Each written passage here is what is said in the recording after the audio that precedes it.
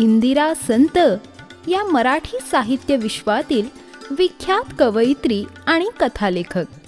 पूर्वाश्रमीच्या इंदिरा दीक्षित असलेल्या इंदिरा संत यांचा जन्म कर्नाटकातील इंडी या गावचा.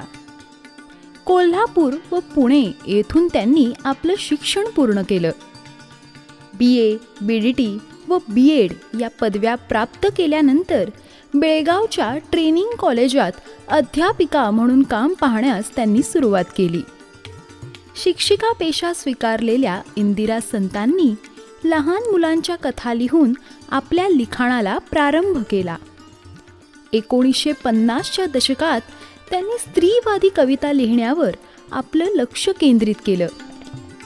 आई, पत्नी, मुलगी या नात्यांतून भारतीय स्त्रीचे दिसणारे खडतर जीवन त्यांनी आपल्या कवितांमधून हळुवारपणे मांडले. विशुद्ध रूपातील इंदिरा संत यांची कविता टीकाकार तसेच काव्य रसिकांनी उचलून धरली.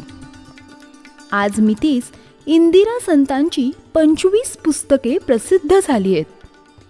कविता, कथा, ललितलेख अशा वाङ्मय प्रकारात सहज मुसाफिरी करणाऱ्या इंदिरा संतांचे गर्भरेशीम, निराकार, बाहुल्या, मृगजळ इत्यादी कविता संग्रह तसेच कदली, चैतू, श्यामली असे कथासंग्रह आणि मृदगंध, फुलवेल हे ललितलेख प्रसिद्ध आहेत.